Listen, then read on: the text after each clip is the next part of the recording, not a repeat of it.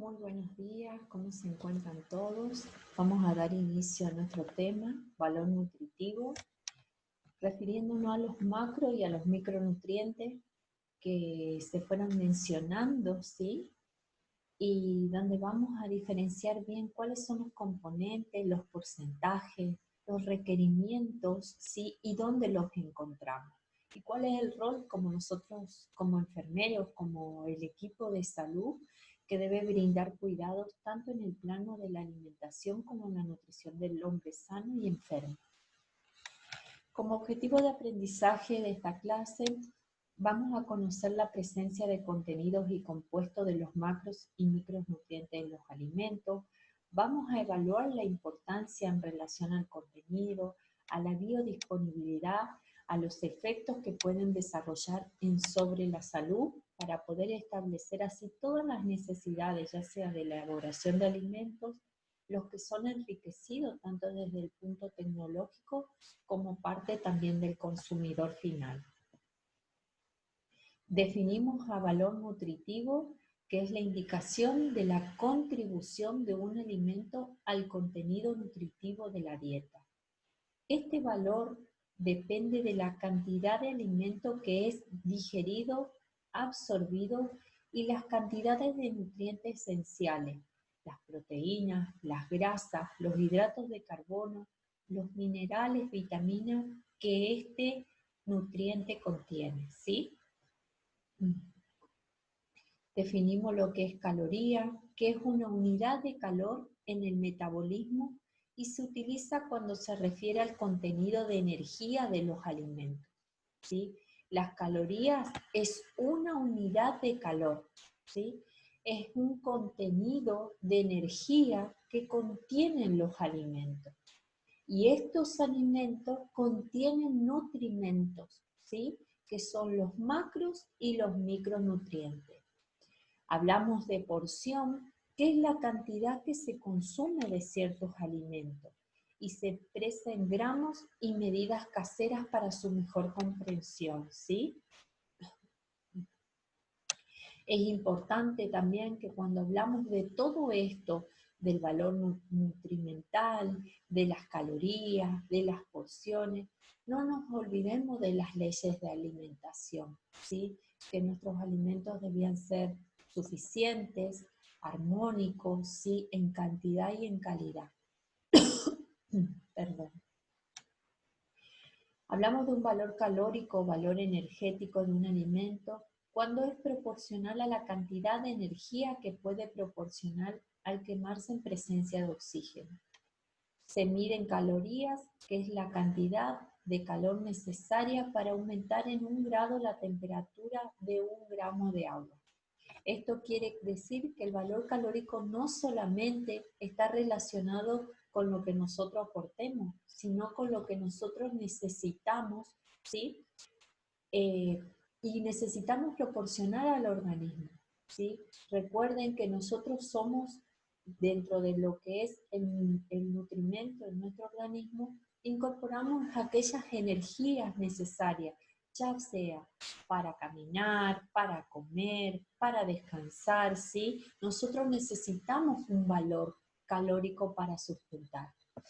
Podemos mencionar una de las tablas, ¿sí? De valor calórico total según el estado nutricional. El estado nutricional se va a dividir en 3, en normal, en sobrepeso o obesidad y en bajo peso. Dentro del objetivo nutricional, cuando hablamos normal, es igual al peso, ¿sí? Es un peso normal que se determina de 30 a 35 kilocalorías por kilogramos por día. Esta es la recomendación diaria que debe recibir un paciente, una persona sin estar internada. Cuando hablamos de un paciente con sobrepeso o obesidad, tenemos que el objetivo nutricional va a ser de descender de peso. Entonces las kilocalorías tienen que estar entre 25 y 30 kilocalorías por día. Cuando hablamos de un bajo peso, tenemos que aumentar este objetivo nutricional entre 35 y 40 kilocalorías. Estas recomendaciones siempre están determinadas al tipo de paciente, a la patología que presenta mi paciente, ¿sí? Y a los problemas potenciales que puede acarrear un cambio en la dieta nutricional. Siempre debe estar acompañado por una logística nutricional, ¿sí? Y nosotros como enfermeros somos los encargados de obtener ciertos datos necesarios para determinar el valor calórico del paciente, ¿sí? Cuando nosotros vamos a realizar lo que respecta una anamnesis alimentaria, el peso del paciente, determinar el índice de masa corporal en mi paciente. Yo como enfermero tengo que saber cuáles son las recomendaciones diarias que debe recibir mi paciente. En el caso contrario, en una comunidad también dimensionar ante qué tipo de comunidad me estoy presentando. ¿Qué se me presenta? ¿Son pacientes con sobrepeso, con bajo peso, ¿sí? O pacientes desnutridos? Yo con estas recomendaciones voy a abordar el cuidado enfermero. Dentro del plan alimentario hay dos tipos de fórmula, la fórmula sintética y la fórmula desarrollada. Nosotros hablamos que cuando hablamos de distribución de macronutrientes o fórmula calórica plástica, nosotros como enfermeros lo que tenemos que saber es los hidratos de carbono, qué incorporación debemos tener, es de 55 a 60, las proteínas de 15 a 20% y las grasas de 25 a 35%. Generalmente estos valores van a estar establecidos en la forma de del plan alimentario, qué es lo que el paciente debe requerir, ¿sí? Si se contextualiza en lo que respecta a las proteínas, a las grasas o a los hidratos de carbono. Dentro de las fórmulas desarrolladas vamos a hablar lo que son los macro y los micronutrientes.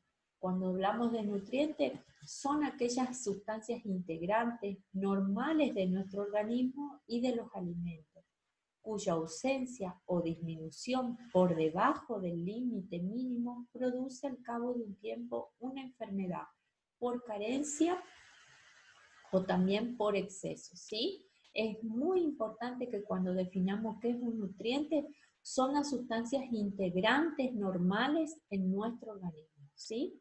¿Mediante qué? Mediante los alimentos. Si yo hago ausencia o hago exceso de algún nutriente en mi dieta, voy a provocar lo que es una enfermedad, por exceso o por carencia, ¿sí? Los nutrientes se van a clasificar en ambos. Acá vamos a ver que se clasifican en macronutrientes y micronutrientes. La principal diferencia se relaciona con las cantidades que precisa nuestro organismo. Hablamos de macronutrientes que cumple diferentes funciones, ¿sí? Dentro de las funciones energéticas, para recordar aquello que vimos en la primera instancia, valoramos que los alimentos tienen funciones energéticas, sí, pero esos alimentos tienen los compuestos químicos, que son ¿quiénes? Los macronutrientes que están dentro del nutriente. Dentro de la función energética, recuerdan que hablamos que proveían el material energético necesario para reponer el gasto que produce y afrontar las funciones del organismo, por ejemplo, vivir, los movimientos, la respiración y otros. Todas las funciones energéticas, que es la que nos brindan los hidratos de carbono, ¿sí? Y los lípidos y la proteína, conllevan a que algunas funciones importantes, y creo que esta es una de las funciones más importantes, ya que ambos contenidos presentan nutrientes necesarios para rehabilitar a las células orgánicas. Otra de las funciones son las funciones plásticas, ¿sí? Recuerdan que hablábamos de que ayudaban a producir y a formar tejidos. ¿Qué hace la función plástica? Cumple la función de crecimiento celular, o reponer o reparar el gasto dañado respectivamente. ¿Cuáles van a ser estos componentes? ¿Qué micronutrientes necesitan y qué macronutrientes? Dentro de los macronutrientes tenemos las proteínas, dentro de los micronutrientes los minerales más el agua, ¿sí? Cuando hablamos de funciones reguladoras, son aquellas funciones o sustancias que llevan a cabo las sustancias orgánicas y van a controlar aquellas reacciones químicas del metabolismo. las vitaminas, los minerales, ahí también hablamos de los oligoelementos. En resumen, los macronutrientes y los micronutrientes se encuentran en los alimentos, ¿sí? Las funciones energéticas están sustentadas por los hidratos de carbono, los lípidos y las proteínas, que son macronutrientes. Las funciones plásticas están sostenidas por macronutrientes como la proteína, micronutrientes como los minerales.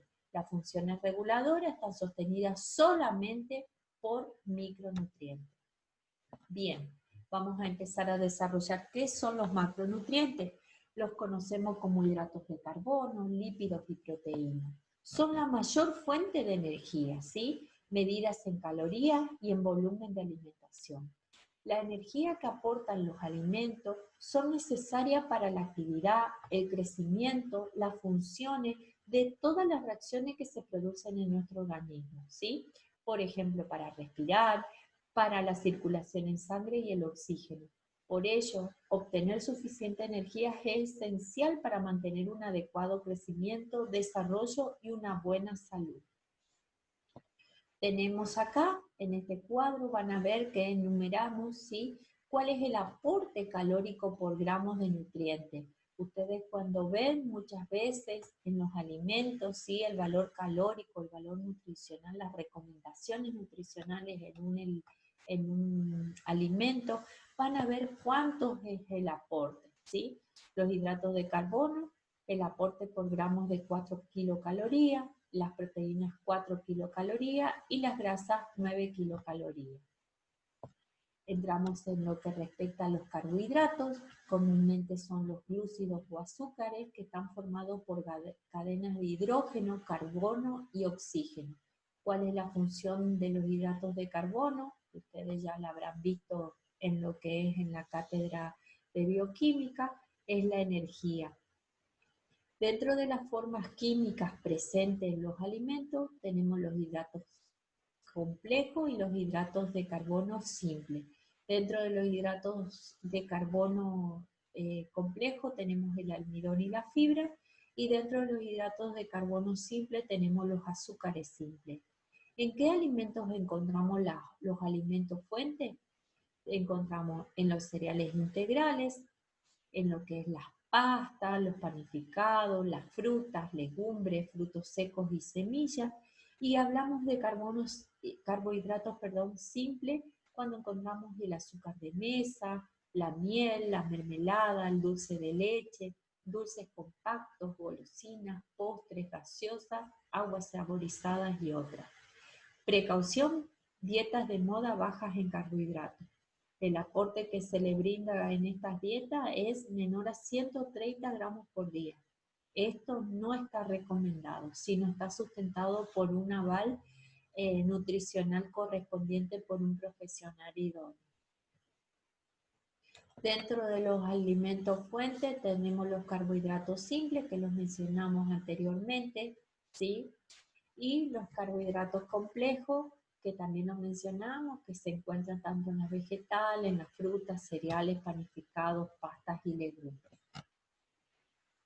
Dentro de las fibras alimentarias, la parte comestible de las plantas o hidratos de carbonos análogos que son resistentes a la digestión y absorción en el intestino delgado con fermentación completa o parcial en el intestino grueso. La fibra dietética incluye tanto los poli y los oligosacáridos, la lignina, las sustancias asociadas a las plantas, las fibras dietéticas van a proveer esos efectos beneficiosos como laxante que atenúan los niveles de colesterol en sangre y atenúa la glucosa en sangre. Fíjense lo importante, ¿sí?, que cumple la función de la fibra alimentaria en nuestro organismo.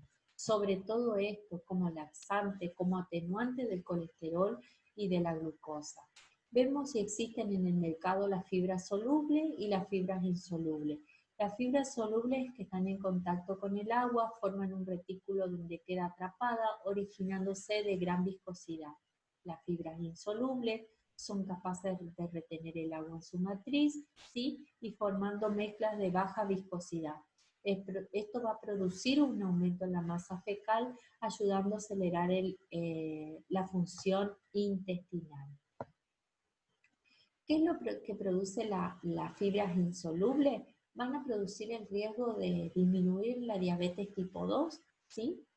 Van a aumentar la sensibilidad a la insulina, ¿sí? Recuerde que en el páncreas los islotes de Langerhans son los encargados de producir la insulina. Va a disminuir el tiempo de tránsito en el intestino. Las fibras solubles van a disminuir la respuesta de la glucosa postprandial. Postprandial hablamos en las primeras cuentas de un control de glucemia en las primeras horas.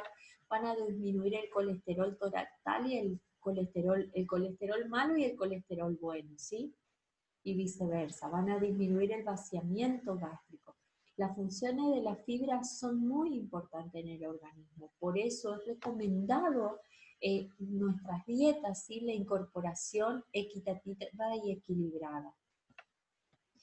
Estas fibras, ¿sí? Las podemos encontrar y asenté este cuadro, me pareció muy importante, ¿sí? Porque muchas veces nosotros incorporamos ciertas fibras y no valoramos, ¿sí? De qué tipo de fibra es la que está incorporada en nuestra mesa, en nuestra cotidianidad. Dentro de las fibras insolubles van a ver que tenemos los salvados de trigo, la cebada, las verduras de hojas verdes, ¿sí? Por ejemplo, ya sea lechugas, acelga, semillas vegetales, frutos secos, ¿sí? Que hoy uno ve cómo aumentó en la dieta de la persona normal. Las nueces, las avellanas, los girasoles, las semillas de amapola, la semilla de chía, ¿sí? Y dentro de las fibras solubles tenemos todo lo que sea la pulpa de fruta, todo lo que sea las manzanas, la pera, cítrico, banana, y los vegetales como los ricos en caroteno, como ser también el zapallo y otros. Todo esto también buscan, si bien existen funciones generales, yo sobre todo me sostengo en esto, en que ayuda a mejorar lo que es el tránsito intestinal, ¿sí? Y regula también lo que es la glucosa y el colesterol en sangre. Saliendo de lo que hemos hablado, los hidratos de carbono, la fibra, entramos en lo que es las proteínas. Las proteínas son sustancias complejas, compuestas por carbono, hidrógeno, oxígeno y nitrógeno. Es muy importante que sepamos de qué se conforma una proteína, ¿sí? Algunas van a contener azufre, hierro, fósforo y zinc, y están formadas por cadenas de moléculas más simples llamadas aminoácidos. Estas proteínas se clasifican, ¿sí? Según la clasificación alimentaria de origen animal, de origen vegetal. Dentro de las de origen animal vamos a encontrar las que incorporamos, que son los lácteos. Dentro de ellas tenemos los yogur, los quesos, las leches, la carne vacuna de pollo, pescado, cerdo y huevo, los cuales van a tener un valor alto, ¿sí? Biológico o alta calidad nutricional. Es muy importante la incorporación de proteínas, pero es muy importante ser equitativo en la hora de seleccionar, ¿sí? De calidad, de seleccionar sobre todo el equilibrio dentro de nuestra dieta, las proteínas animales. Recuerden siempre que el exceso provoca enfermedad y el déficit también, por lo tanto hay que ser equilibrado. Dentro de las proteínas de origen vegetal vemos que tenemos las pastas y panificados, las legumbres, lentejas y porotos. Esto es de valor biológico o alta calidad nutricional. La necesidad de complementación proteica. Es muy importante que yo valore a la hora de seleccionar si incorporo proteínas de origen animal o de origen vegetal, ¿sí? Siempre debo valorar equitativamente estas variables. Cuando hablamos de los lípidos, también llamadas grasas, equivocadamente, ¿sí? Porque son compuestos orgánicos que están formados por carbono e hidrógeno y en menor medida por oxígeno. Estas sí van a contener fósforo, azufre y nitrógeno, formados por cadenas de ácidos grasos, Son insolubles en agua y solubles en disolventes orgánicos como la benzina, el benceno y el cloroformo.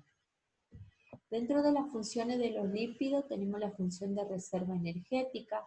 Los triglicéridos son la principal reserva de energía. Se incorpora 1 gramo, lo que equivale a 9 kilocalorías, ¿sí? O una cucharada de aceite, por ejemplo. Es de función estructural, ¿sí? Estos fosfolípidos, los glicolípidos y el colesterol van a formar una bicapa en las membranas celulares. ¿Cuál es la función catalizadora de los lípidos? Las vitaminas liposolubles, las hormonas esteroides, los glucolípidos actúan como receptores de membranas, ¿sí? Esa es la función de los lípidos, actúan como estructura. Actúan como función transportadora de ácidos biliares y lipoproteínas y como función térmica como reguladores térmicos del organismo, evitando que se pierda calor. Fíjense cuántas funciones tienen los lípidos. Función de reserva energética, como estructura, como función catalizadora, como transportadora y función térmica. Y uno no da dimensión de que estos lípidos, sí, incorporados diariamente, no son valorados en medida. Y ahora me quiero extender un poquito en lo que son las grasas trans, ¿sí? Que vamos a ver que existen en varios alimentos que ofrece hoy el mercado, ¿sí? Es una terminología nueva, ¿sí? Que hoy tiene nombre y apellido. Según la FAO y la OMS, ¿sí? Son ácidos grasos insaturados que contienen uno o varios enlaces dobles aislados, no conjugados, en una configuración trans. Se produce por hidrogenación parcial de aceites vegetales líquidos para formar grasas semisólidas. Entonces, las grasas trans forman grasas semisólidas. Se utilizan en margarinas, aceites para cocinar y muchos alimentos procesados. También se forma de manera natural en pequeñas cantidades por la acción del microorganismo presente en el estómago de los rumiantes. Son atractivas para la industria porque ofrecen mayor tiempo de conservación, es más prolongado, mayor estabilidad durante la fritura, ¿sí? Mayor solidez y maleabilidad para el uso de productos dulces y de repostería. Estas grasas trans, ¿sí? Se clasifican de origen industrial y de origen rumiante. Hablamos de origen industrial cuando están presentes sobre la hidrogenación parcial y hablamos de origen rumiante cuando los microorganismos del estómago sí provocan estos cambios. Es importante, sí, que estas grasas trans sean cuidadas, que estas grasas trans sean valoradas, porque el exceso provoca diferentes alteraciones cardíacas, en lo que respecta también en la circulación, ¿sí? Etcétera. Y acá para expandir un poquito el tema, pude sostener también desde la bibliografía, aumenta el riesgo de las enfermedades cardiovasculares, como les dije, muerte súbita de origen cardíaco, la diabetes mellitus, incrementa el colesterol LDL-HDL, disminuye el nivel de colesterol HDL, inflama el revestimiento de las arterias, ¿sí? Por lo tanto el paciente está más propenso a la colesterolemia. Y la ingesta diaria de las grasas trans basta con aumentar el 25% del riesgo de enfermedades cardiovasculares según la OMS. ¿Dónde se van a encontrar las grasas trans? En los alimentos elaborados con margarina, en los productos panificados, copetín, por ejemplo, las papas fritas, los productos cheesecake, ¿sí? Los amasados de pastelería, galletitas, alfajores, entre otros. Es lo más rico, pero tenemos que disminuirlo en nuestras dietas. En el 2014, la reforma del Código Alimentario Argentino se limitaba el componente de ácidos grasos trans. En los alimentos esto permitirá salvar 1.500 vidas y evitar más de 8.000 accidentes cardiovasculares al año, ¿sí? Esto fue determinado por el Ministerio de Salud de la Nación y el Ministerio de Agricultura y Ganadería de Pesca. O sea, si nosotros valoramos, si evitamos, miren cuántas vidas se salvarían y cuántos problemas cardiovasculares se evitarían. Argentina se convirtió en el primer país latinoamericano de tomar medidas graduales al respecto. Se dispuso que el contenido de producción industrial en los alimentos no debe ser mayor al 2%. Esto es lo que está establecido, por eso es importante que a la hora de comprar un alimento valoremos si existe este porcentaje del total de grasas de aceite vegetales y margarina destinada al consumo directo y del 5% del resto de los alimentos. El tiempo de adecuación a estos cambios fue de 2 años para aceites vegetales, margarinas y de 4 años para los demás alimentos. Yo me voy a quedar con esta premisa, ¿sí?, de que lo que se puede evitar para salvar vidas. 1.500 vidas se permitirá salvar y se va a evitar 8.000 accidentes cardiovasculares. Finalizando con lo que dijimos anteriormente, los macronutrientes, vamos a ingresar a lo que son los micronutrientes, que si bien necesitamos en pequeñas cantidades, son necesarios en nuestro organismo, por lo cual tenemos las vitaminas y los minerales. Hablamos de vitaminas, que son nutrientes que junto con los elementos nutricionales actúan como catalizadoras de todos los procesos fisiológicos de composición química muy variada. ¿Cuál es la función de las vitaminas? Reguladora. La mayoría de las vitaminas esenciales no pueden ser sintetizadas por el organismo, entonces hay que incorporar.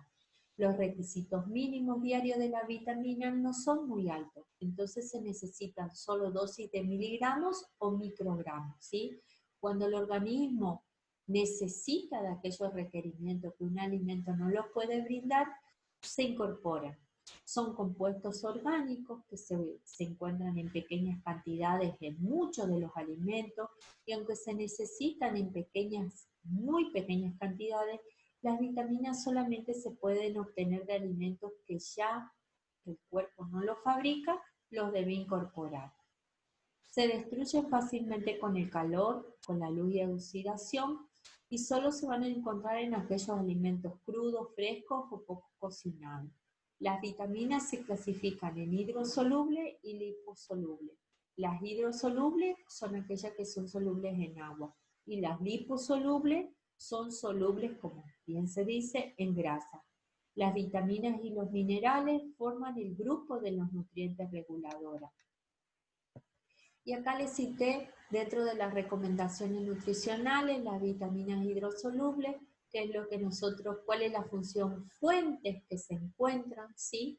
Es muy importante que hagamos nota y lectura. Van a ver la bibliografía que tenemos en nuestra plataforma también, que hace un poquito más expansiva la info. Entonces tenemos que dar cuenta que estas vitaminas, tanto la vitamina C, que encontramos ya sea en los vegetales, en los cítricos, qué incorporación necesitamos, ¿sí? El ácido fólico, en qué momento, no solamente en la embarazada, sino que el ácido fólico también se van a encontrar en diversos alimentos. Por eso es importante que sepamos en dónde se encuentran. Dentro de la función de los minerales, son nutrientes que existen en nuestro cuerpo y la sangre y se han encontrado 17 minerales esenciales de la nutrición humana. Se constituyen en los huesos, nos ayudan en los dientes, en el tejido blando, músculos, sangre y las células nerviosas. Forman parte de la estructura ósea dental los minerales, ¿sí? ¿Por qué? Porque aportan calcio, fósforo, magnesio y flúor. Regulan el balance de agua dentro y fuera del organismo. Estos los denominados los electrolitos, calcio, potasio, sodio. Intervienen en la excitabilidad nerviosa y en la actividad muscular, ¿sí? Es importante porque hay algunos alimentos que no sustentan eso, entonces los suplementos son importantes. Permite la entrada de sustancias a las células. La glucosa necesita del sodio para ser de alguna forma aprovechada como energía celular. Interviene en el buen funcionamiento del sistema inmunológico, por ejemplo en el zinc, selenio y cobre. Son estudios que fueron realizados y que está comprobado que en los alimentos existen nutrimentos y vitaminas esenciales. Están presentes preferentemente en estos contenidos, los frutos secos, en las legumbres, en los productos integrales. Ahora que ya hemos visto la clasificación, podemos determinar que estos minerales también que son importantes como micronutrientes se encuentran. ¿Y cuánto es la incorporación? El hierro en el hombre es de 8 miligramos, en la mujer de 18 miligramos. El calcio tiene que rondar entre 800 y 1200 y así equitativamente. Es muy importante y vuelvo a aclarar, esto todo debe ser antes para comenzar una dieta o para yo valorar cuál es el grado de nutrición de mi paciente, valorar diferentes estudios diagnósticos para poder aplicar ciertos contenidos como los macro y los micronutrientes en la dieta, valorando lo que necesita el paciente, ¿sí? Esto siempre está de acuerdo y regido por un especialista. Nosotros como enfermeros tenemos la obligación de valorar aquellos laboratorios, valorar el déficit al momento de una anamnesis, valorar lo que mi paciente incorpora en su hogar, lo que también tiene gusto adentro de un hospital, si él está acostumbrado, si el paciente dentro de su cultura habitual incorpora carnes, el paciente incorpora líquido. Yo tengo que valorar y esa es la información sensata que llega al equipo de salud. El hierro dentro de lo que vamos a hablar también me pareció muy importante, que tiene diferente biodisponibilidad. Tenemos el hierro hemínico y el hierro no hemínico. El hierro hemínico en porciento de absorción es de 20 a 30%, independientemente de la composición de la dieta. Los alimentos son de origen animal, como la carne vacuna, el pollo, el pescado, las vísceras, los fiambres, los cuales contienen un 40% en pequeñas cantidades, también en lácteos y huevos. El hierro no hemínico, de absorción de 1 a 8%, necesita de la presencia de factores facilitadores de absorción, ¿sí? Y uno de los factores facilitadores de la absorción es la vitamina C, ¿sí? Tiene mayor absorción. Otra característica importante del hierro que se encuentra presente como origen animal y como origen vegetal también, no solamente en la carne, sino en las verduras, en las legumbres. Dentro de la distribución de los hierros en los alimentos tenemos los hierros HEM y los hierros no HEM. Los hierros HEM, cuando tienen un alto por ciento y una mayor absorción en la carne de vaca, pollo, pescado, vísceras y fiambre, como dijimos anteriormente, les dejé este cuadrito de resumen, y el hierro no HEM, vegetales, legumbre, alimentos fortificados y suplementos de hierro y hierro contaminante, que tienen menos porcentaje, ¿sí? Que es lo que habíamos hablado anteriormente. El hierro HEM, la absorción es del 20 al 30% y los hierro no HEM es del 1,1 a 8%, ¿sí? Es muy importante que esta disponibilidad va a depender de la disponibilidad del origen, si es de origen animal o de origen vegetal. Dentro de los factores dietéticos que modifican la absorción del hierro no hémico, bueno, tenemos diferentes factores.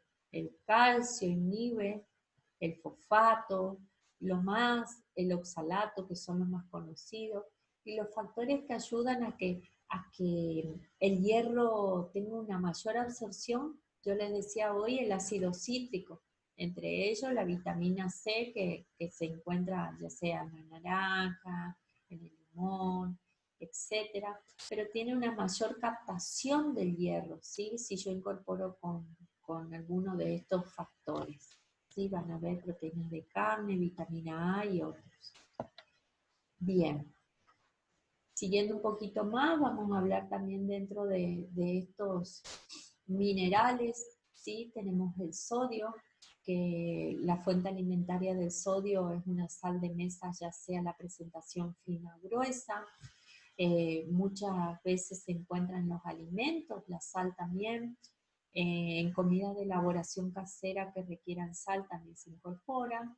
Es un producto industrializado con sal como un conservante. El sodio está oculto en los alimentos, no los podemos observar. Por ejemplo, en los fiambres y en los embutidos, en las aguas y bebidas saborizadas, ¿sí? El agua tiene sal, pero el exceso de la misma también produce alteraciones a nivel renal. Por eso es importante que yo valore qué porcentaje de sodio está recibiendo mi paciente, cuáles son aquellos alimentos que incorpora el paciente, ¿sí? Porque la sal, así como es un producto, ¿sí? Industrializado, también está en el alimento.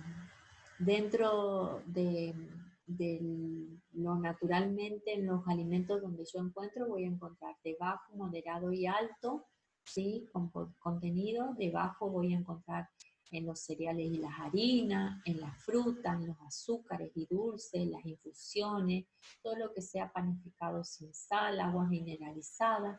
Lo moderado también lo encuentro en la leche, en la crema de leche, en el huevo. Fíjense en dónde se encuentra el sodio. Muchas veces no valoramos que tiene sodio, ¿sí? Por el gusto a nosotros nos atrae, pero es importante que sepamos nosotros dónde se encuentra el sodio. Y como alto están los quesos, la manteca, las margarinas, panes, galletitas y productos panificados. Y algo muy importante también, que en las aguas, según el contenido de sodio, ¿sí? El agua de la zona de sodio no debe ser mayor a 40 miligramos de sodio por litro. Hay que seleccionar las aguas comerciales. Los tipos de aguas tenemos los de bajo contenido de sodio, que es muy característico. Puse alguna de las marcas porque creo que muchos la consumen y no saben cuál es el valor que presentan de sodio. Esto va a determinar también que ustedes hoy se vayan y valoren qué es lo que están incorporando, ¿sí? Por ejemplo, en bajo contenido de sodio están las aguas de Nestlé, Evian, Eco, Glaciar. Esas son las que están comprobadas y se hizo estudios fidedignos que tenían bajo contenido de sodio. Y alto contenido de sodio, las aguas Jibe, Villa del Sur, Ser, Sierra de los Padres, Villavicencio, que de alguna forma también se fueron habituando a las dietas normales, a lo que necesitaba nuestro paciente, la persona normal, el agua que llega a nuestra mesa que tenemos que valorar. Entonces, ¿cuál es el porcentaje? Mayor de 40 miligramos de sodio por litro. El calcio. El calcio, ¿dónde vamos a encontrar? En el queso, en el yogur, en la leche. Esta incorporación es importante, ¿sí? Según los requerimientos nutricionales en las diferentes etapas de la vida. Es importante este producto porque tiene muchas funciones, de fortificar, de estructurar, etc.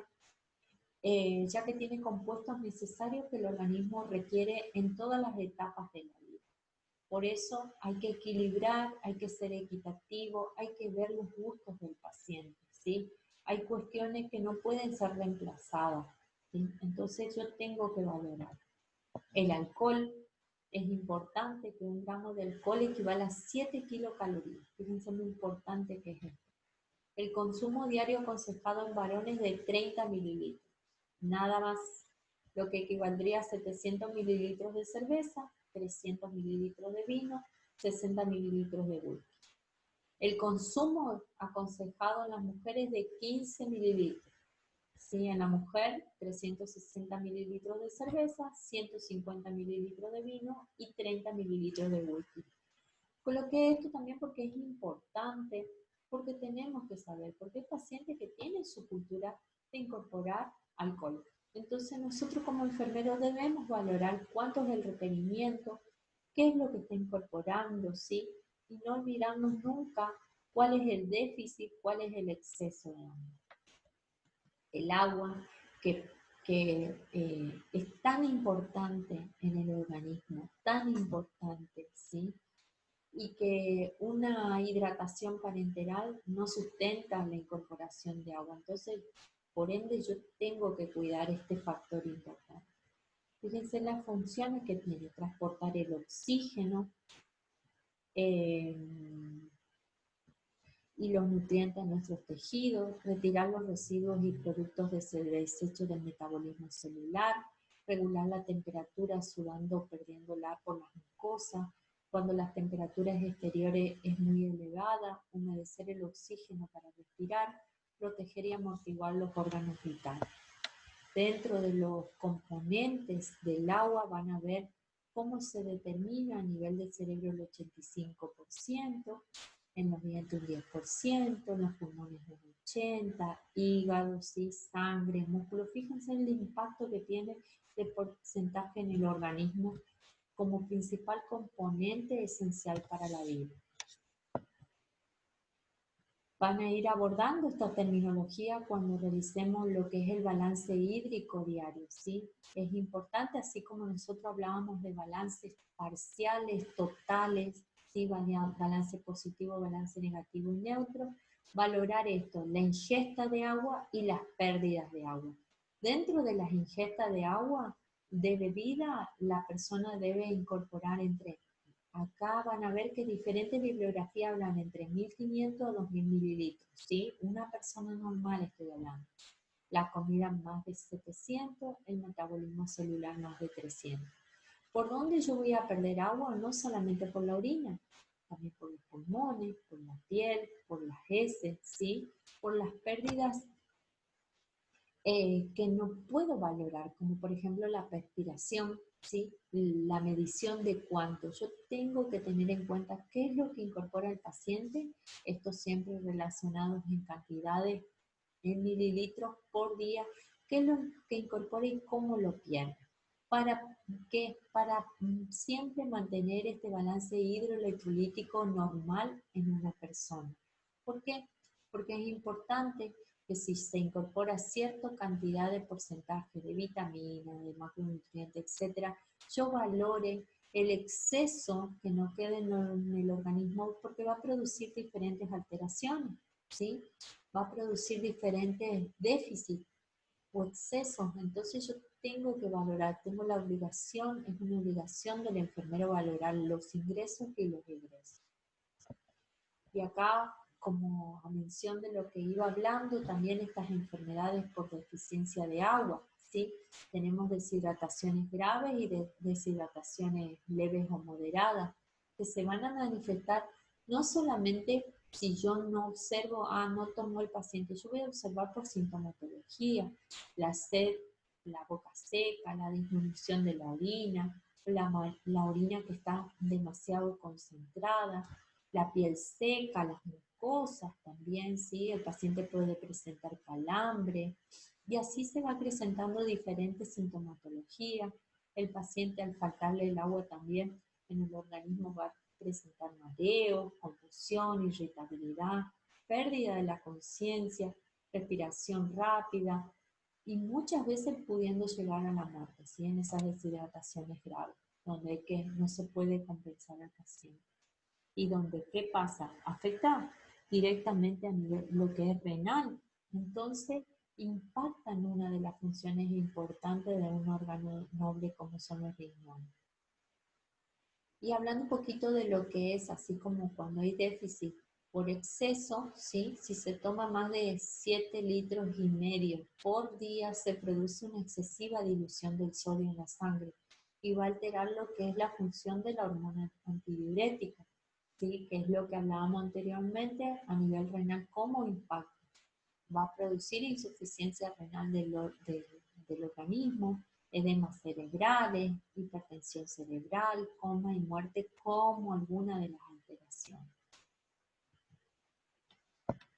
Y como para dosar a lo que veníamos hablando, las cantidades que debemos ver, vamos a ver que en varias bibliografías Las cantidades en gramos varían, siempre esto está determinado en una persona sana, en una persona que realiza actividad física, en una persona que realiza las tres comidas más las dos colaciones.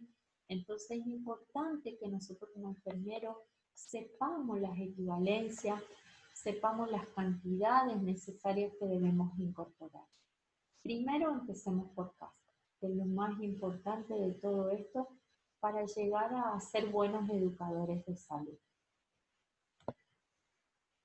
Como bibliografía, me basé en la fundamentación, el fundamento de nutrición normal, y también algunas bibliografías que están en la plataforma. Es muy importante los alimentos, es muy importante que los alimentos sean estudiados desde los nutrientes que presentan y esos nutrientes de qué están compuestos, ¿sí? De macros y micronutrientes, a la vez las funciones que presentan los macros y micronutrientes que impactan automáticamente en la dieta de la persona sana o enferma, saber los requerimientos, las porciones, las kilocalorías y las incorporaciones en ese plato del paciente, ¿sí? Porque eso va a equivaler a que a valorar si mi paciente está malnutrido, si hay un exceso o hay un déficit de alimentación. Espero que le haya sido grata y útil la clase. Nos vemos, Dios mediante, en la próxima clase. Muchas gracias.